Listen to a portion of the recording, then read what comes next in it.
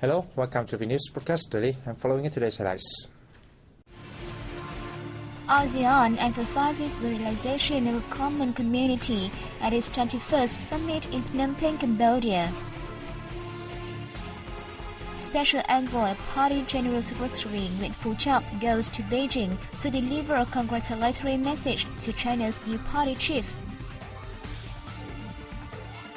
Annual Festival of German Culture draws interest of young people.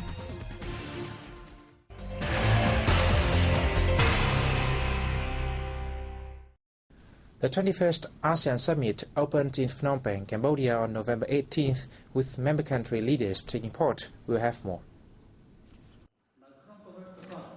Themed One Community, One Destiny, the three-day summit and related meetings are expected to tackle such issues as ASEAN community building, regional security and peace, as well as strengthening cooperation between bloc partners.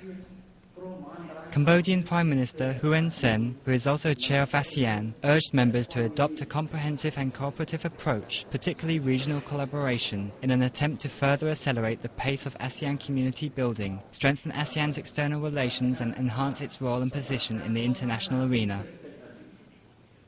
Realizing the ASEAN community by 2015 should remain our top priority, he stressed.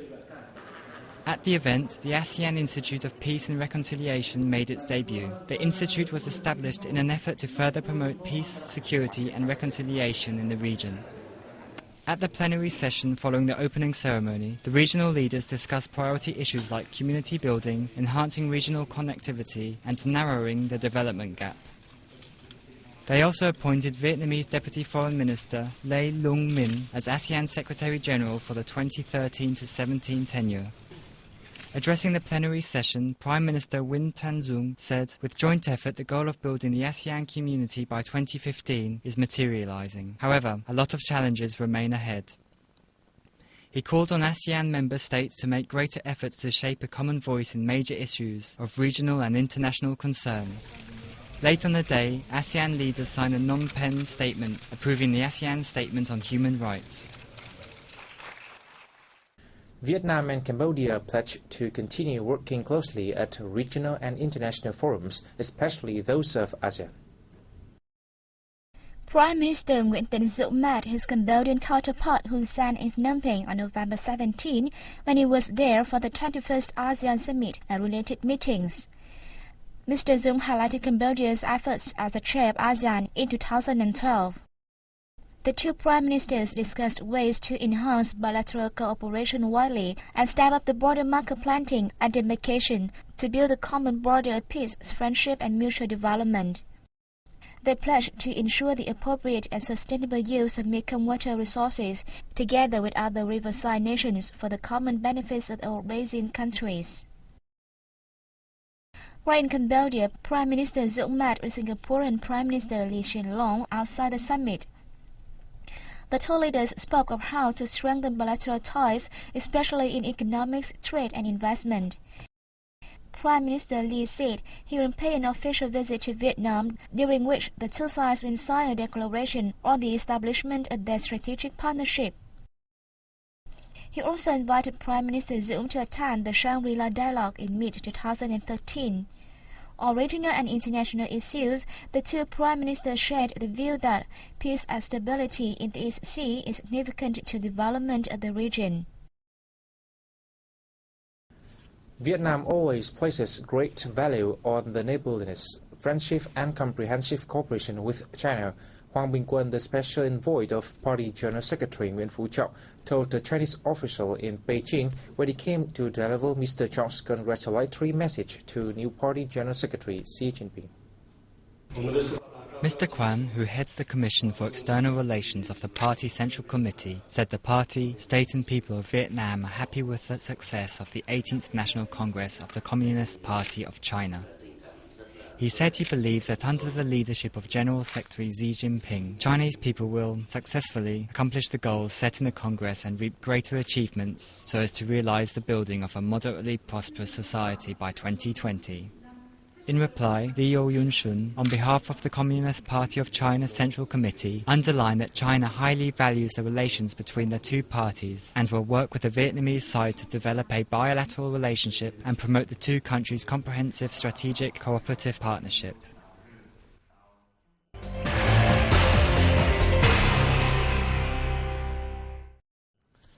Vietnam and the European Union concluded their third round of talks on the voluntary partnership agreement on fruits law enforcement, governance and trade in Brussels on November 15th and 16th. We have more. The two sides discussed issues related to the definition of timber legality, the development of the timber legality assurance system, and list of timber products. They agreed that Vietnam is building a definition of timber legality. The country is preparing a timber legality assurance system comprising of all products for both domestic and export markets. They agreed upon an updated roadmap for technical meetings and the fourth negotiations scheduled for next April. Both sides expressed their hope to conclude the round of talks in September 2013. According to EU regulations, a forest law enforcement, governance and trade, which will take effect on March 3, 2013, will establish a licensing scheme to ensure only licensed timber is exported to the EU. International experience in natural disaster management is put under the spotlight at a conference in Hanoi on November 17th.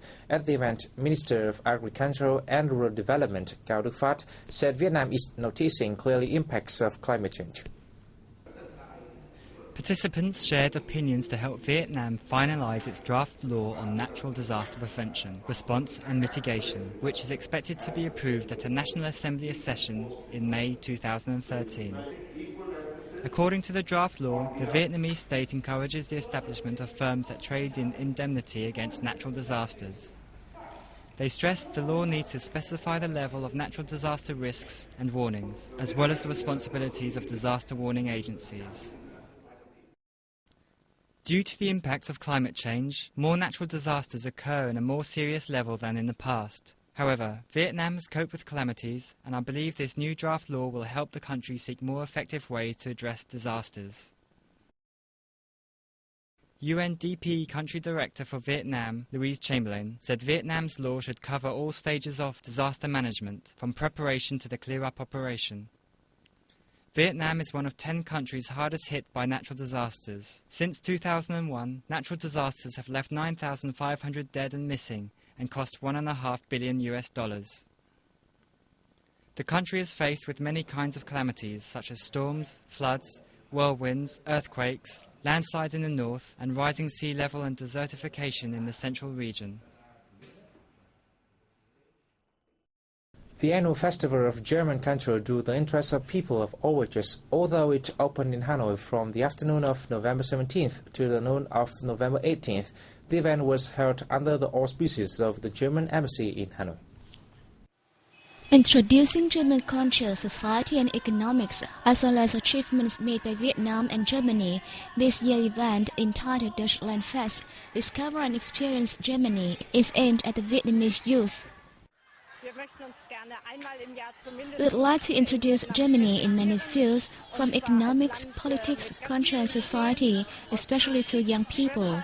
We want Vietnamese youngsters to have a chance to learn about our Germany, and we believe that we will achieve such a goal through this year's event. With a book exhibition, drama activities, cultural exchange and seminars between German and Vietnamese businesses, the event also attracted people of all ages from across the country. Participating youngsters were attracted to technology, environment and overseas study. Germany has become a popular study destination for Vietnamese students. The event provided me with lots of information on overseas study opportunities, especially valuable scholarships and those that are free of charge. After graduating in Germany, I see an extremely bright future with many job opportunities available in both Germany and Vietnam. Germany is well known for automotive and environmentally friendly technology. German experts at the event introduced renewable energies to participants in a simple and easy to understand way, which even attracted the interest of children. And that comes to the end of our news today. Thanks for watching and see you next time.